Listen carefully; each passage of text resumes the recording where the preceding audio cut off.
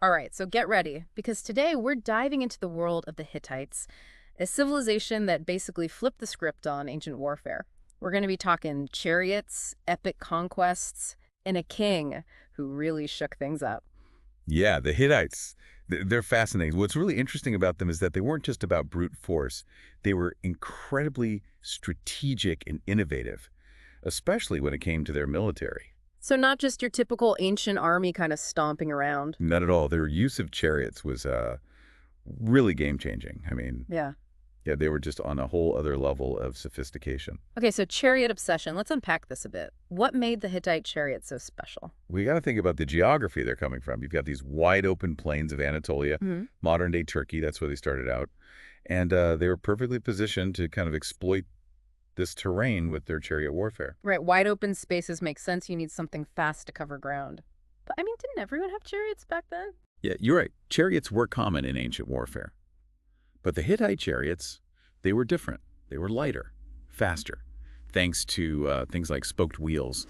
And get this, they had a three-man crew, a driver, a warrior, and a shield bearer. This is a huge tactical advantage. Gave them more firepower and maneuverability. Wait, hold on. Three-man crew. So not just like one dude standing there looking all heroic with a bow and arrow. No, exactly. Yeah. Having three people on a chariot allowed for way more coordinated attacks. They could rain down arrows and javelins, basically overwhelm their opponents. It wasn't just about individual prowess. Yeah. It was about teamwork and tactical execution. Okay, so picture this. You're on the battlefield, and you see a Hittite army. Hundreds of these supercharged chariots charging across the plains. I mean, the psychological impact alone must have been devastating. But it wasn't just chariots. They were also masters of siege warfare, using battering rams, scaling ladders, all sorts of techniques to conquer fortified cities. Okay, so brains and brawn, they weren't just about charging in head first. No, they weren't. And this combination of strategic thinking and military innovation, this helped them to build a powerful empire. That stretched across Anatolia and even into Mesopotamia. Which brings us to a king who really embodies this Hittite warrior spirit, Mursili I. Now, he was known for being particularly bold, right? Oh yeah, Mursili I. He was a pivotal figure in Hittite history. His reign was marked by incredible military expansion, including one incredibly audacious move, the sack of Babylon.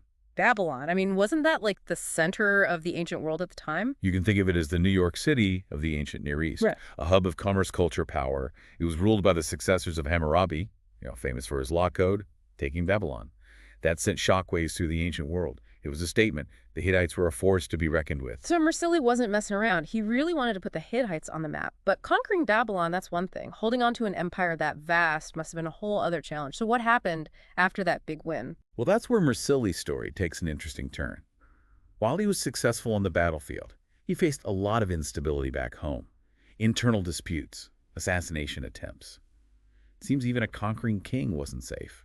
It's a good point. Winning battles and managing an empire. Those are two very different things. So what happened to Mursili in the end? He was assassinated, most likely by a member of his own family, just because it showed that power, even when earned through military achievements, can be incredibly fragile. It does make you wonder, was all that conquest worth the internal turmoil? Building a lasting empire? Seems like it requires more than just military victories. So what else did the Hittites need to master? Well, that's where their story gets even more interesting. They had to learn to navigate the complex world of diplomacy and alliances. Military might wasn't enough. They needed to become skilled players in the game of ancient international relations. And that's something we'll delve into more deeply in our next part. Definitely looking forward to that, because it sounds like the Hittites had a lot more going on than just chariots and conquest. But for now, I think we've given our listeners a pretty good taste of what made these ancient warriors so unique and why their story is worth exploring. Thanks for joining us for this first part of our deep dive into the world of the Hittites. We'll be back soon with more, so stay tuned. Okay, so we've got this image of the Hittites as these, incredible warriors, masters of the chariot charge. But it sounds like there was a lot more to their success than just like military strategy. Oh, absolutely. Yeah. Their military achievements were very deeply intertwined with their cultural beliefs and their views on kingship. For the Hittites, warfare wasn't just about conquering territory. It was a sacred duty, a way to honor the gods and prove their worthiness as rulers. So the king wasn't just like a general leading his troops. He had like a spiritual role as well. Exactly. Hittite kings were seen as intermediaries, between the human and the divine. Their victories were interpreted as signs of the gods' favor, while defeats could suggest they had fallen out of favor, so it really added a whole other layer of pressure to their role. That makes sense. I mean, it wasn't just about winning battles. It was about maintaining that connection with the divine. Do you know anything about, their specific gods or beliefs? They had a pantheon of gods and goddesses, many of whom were associated with natural forces, like storms, mountains, and rivers.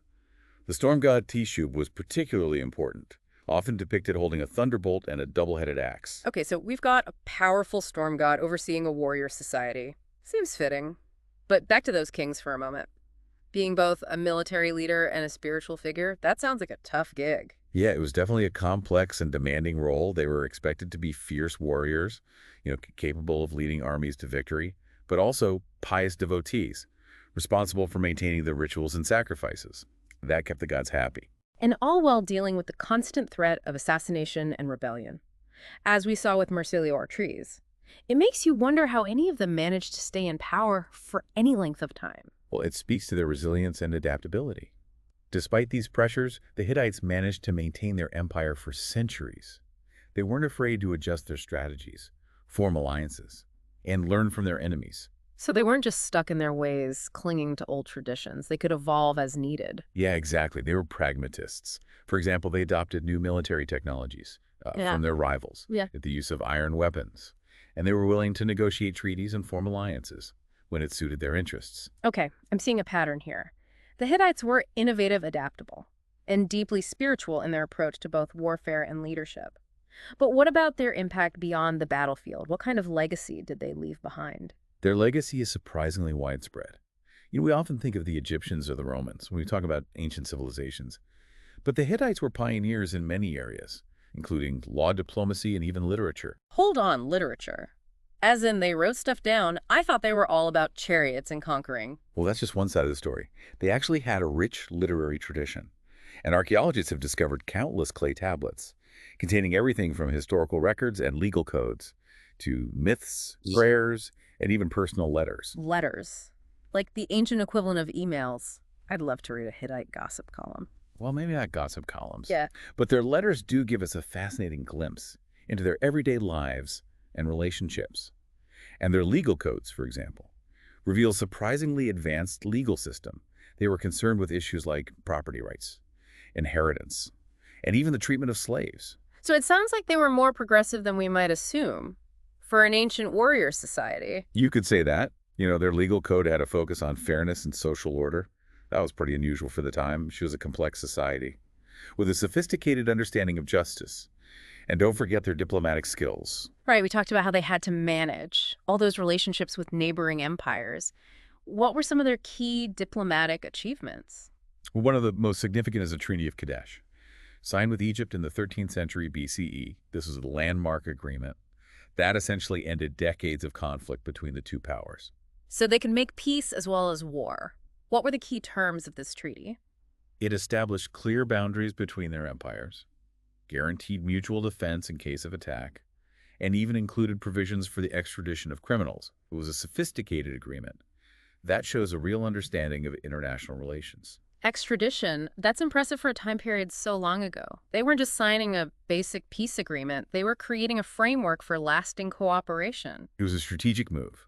That helped to stabilize the region and allowed both empires to focus on other priorities. It highlights the Hittites' ability to think long-term and to use diplomacy as a tool to achieve their goals. So they were more than just warriors. They were lawmakers, diplomats, and even storytellers. It sounds like they were playing a long game, building relationships and securing their position in the region through a combination of military might and clever strategy. And that strategic thinking is what allowed them to thrive for centuries. But as we know, no empire lasts forever. So what factors ultimately led to their decline? That's what I'm wondering. They seem to have it all figured out. What went wrong? Well, like most empires, their fall was a complex process, not a single dramatic event. It was a perfect storm of internal and external pressures that gradually weakened them. Okay, so what were some of the key ingredients in this perfect storm? Around the late 13th century BCE, a number of factors converged to challenge the Hittites' grip on power. One was climate change. leading to droughts and famines. That would have put strain on their resources and social stability. Climate change impacting a civilization thousands of years ago. That's a sobering thought. It is. It's a reminder that environmental factors have always played a role in human history, and the Hittites weren't the only ones facing these challenges. Around the same time, there was a wave of migrations happening across the eastern Mediterranean, often referred to as the Sea Peoples. I've heard of the Sea Peoples. Weren't they kind of a mystery? Yeah, they were, a loose coalition of seafaring peoples, the exact origins of whom are still debated by historians.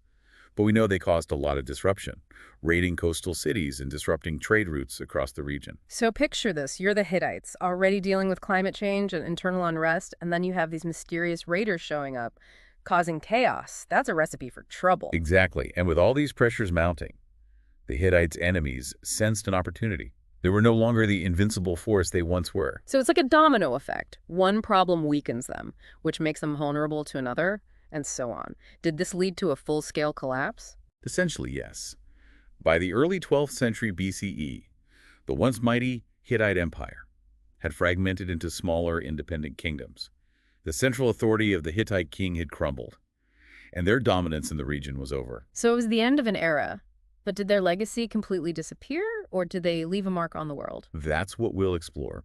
In the final part of our deep dive into the Hittites, we'll uncover their lasting contributions and the fascinating echoes of their civilization that can still be found today. So we've seen the Hittites rise to power, innovative chariot-wielding force, building an empire, leaving their mark on the ancient world. But then things start to get a little shaky. Climate change, mysterious raiders, internal struggles. It sounds like the Hittite party was winding down. Yeah, it was a gradual decline, not like a sudden collapse or anything, but by the early 12th century BCE, the Hittite Empire as a unified force was essentially gone, fragmented into smaller kingdoms. So the big question is, did they just fade away into obscurity? Or did they leave a lasting impact? Well, their legacy is more significant than many people realize. Even though the Hittite Empire itself was relatively short-lived, their influence on the ancient Near East was profound and long-lasting. Okay, I'm intrigued. What were some of their lasting contributions? What did they give to the world, so to speak? Well, let's start with their military innovations. Their chariot designs and tactics were hugely influential. Neighboring civilizations saw how effective the Hittite war machine was, and they adopted many of their techniques. The three-man chariot crew, for example, became a standard feature in the armies of other powerful empires in the region. So they kind of set a new standard for chariot warfare. Everyone else was playing catch-up. Exactly. And beyond the battlefield, their legal system also had a lasting impact. Remember, we talked about their advanced legal code, with its focus on fairness and social order.